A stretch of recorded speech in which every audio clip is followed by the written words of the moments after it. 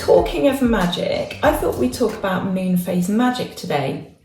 I'd love to know, out of you guys watching, who feels like they're really ruled by the sun and who feels like they're really ruled by the moon. I am definitely energized, inspired, ruled by the sun, like there's no doubt about it. I am not so much. I mean, obviously as witches, we all respect and honour and worship the moon, and the moon is a big part of witchcraft practice for many people, and for some witches not so much. I mean, I personally, I have used the moon phases for magic, and there are times that I haven't used the moon phases for magic, and I want to give you a bit of a perspective on this. So for example, at the moment we have a waxing moon.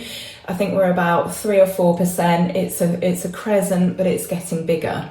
So traditionally in magic, a waxing moon, so growing, getting bigger, would be about that kind of magic, increasing things, making them stronger, growing them, making them bigger, making them brighter, any of those sort of poetic, symbolic ideas that are related to growing and getting bigger. So many people think that you must use that kind of magic in a particular way. So for example, you would want to perhaps grow finances. If you had something that you need to pay for or a debt you needed to pay off, then you've got to use a waxing moon because you've got to do a spell which is about getting money or making money bigger or growing money in a venture, you know, making that money bigger, so you've got that to pay off.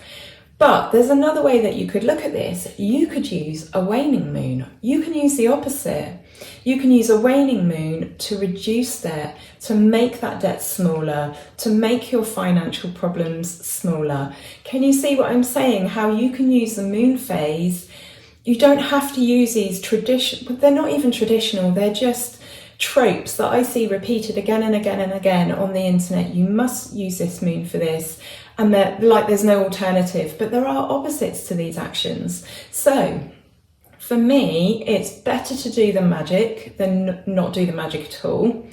But if you are approaching a time in the month where the moon phase perhaps doesn't quite fit, then maybe you just need to change your perspective on the problem and find a creative way to get around that. And I think that once you get your head around these ideas and understand that the whole point of witchcraft is to do things intuitively and do things in a way that feels right to you, I mean, reducing the debt actually feels more natural and feels like it's a better fit because that is your aim. You want to reduce the debt than growing money. Because the point is, if that is your particular goal, then that's how you should work. So for me, I would work that on a waning moon rather than the opposite, which is what I'm always seeing. So yeah, have a think about your magic and the way that you work it and think, is there an alternative, which means I can strike in the moment? And if you are tackling a problem that is so big where you have to take action and you have to take action immediately, then just do the magic. Don't worry about the moon phase. Yes, it helps to have all of these little grooves in magic, all these ideas and paths that other people also walk along so that you can quickly fall into that magical mindset, but you don't have to use them. You know, you could make your spell, you could have lots and lots of layers in terms of money, for example, so you could ignore the moon phase. So what do you think on that? Do you think that is controversial advice, me advising you? I mean, don't get me wrong, I definitely prefer certain moon phases over others. So for example, a full moon I feel is pretty much perfect for any kind of spell that you're doing. So I would probably wait until a full moon, but you can use these other moon phases in the opposite way to what you think sometimes. It depends on the issue, the goal, the magical working. But have a think about it. And I was thinking, for some of you that are new and beginner witches, you might be wondering, how do I work out what moon phase it is? And there are lots of ways to find an answer for this. So there are so many ways. So for example, I have an app on my phone and on my iPad, and it's called I think it's called My Moon Phase. It just says Moon Phase under the bottom of it. I'll click on it. Yeah, it's called My Moon Phase. And you can flick through the days and it will tell you that currently it is waxing crescent 3%, and so you can barely see it. And then as you move forwards to Saturday, April the 8th, for example, you'll be able to see that that is a waning gibbous. So we've had the full moon at that point, and now the moon is starting to get smaller. So that is a really, really brilliant app. It gives you the moon distance, the moon age, altitude, moon zodiac, so it tells you which moon that is. Fantastic. So that is one really modern, easy way to use. There's also a gadget on my website, so you can go to thecemeterywitch.co.uk. Depending on the age of your computer and your operating system, sometimes it takes a little moment for the page to load up. I think that just might be me, because we live in a really old house and our modem is actually in the loft. Because of the house being so old, the infrastructure here is rubbish. So I think that it loads up slowly because that's just my internet here. But top right hand corner, I have a gadget on my page, and you can see what moon phase it is. So if nowhere else, if you don't know where to go and you can't remember, go there. I had a look on the local weather app to see whether that showed it. There was a symbol, but there was no name, there was no clicking on it, there was no information. So unless you recognise the symbols as they're getting bigger and smaller, that's absolutely useless, to be honest. It does give you the sunrise and sunset though, and that is really helpful. So if you want to go and see sunrise for one of the equinoxes or summer solstice, then that's really, really helpful. But it doesn't actually tell you what the moon phase is. But I'm sure there are other weather apps. It might just be that one I was on. You could use something like a dedicated moon diary. So this is Moonology. This is from 2021. Haven't actually got 2023 this year, which is unusual.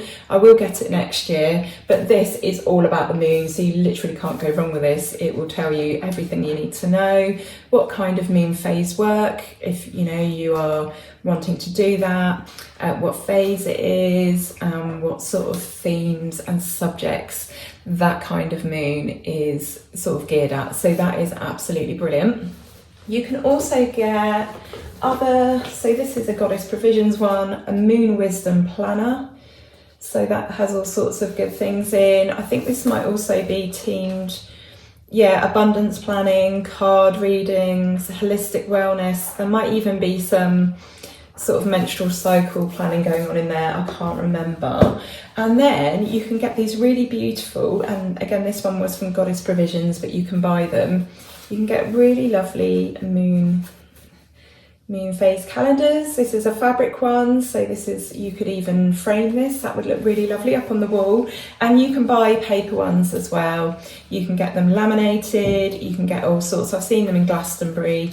You can get all sorts of planners. So, and then once you get into paying attention to what the moon's doing, you'll very quickly sort of know what the moon's doing without even looking at something. So those are just some ways you can connect in with the moon phases. It's a bit funny, isn't it? There's me telling you how you can find out what the moon phase is, but at the same time I'm telling you not to worry about the moon phase. Of course, go with your intuition. If you feel like that's really important to you and your magic, to connect in with those moon phases, and that's how you feel connected to the earth, connected to your magic, connected to yourself, then do it. I'm just trying to offer up an alternative view that there are other witches out there that perhaps don't work so much by the moon. And actually I really enjoy using the sun for spell work.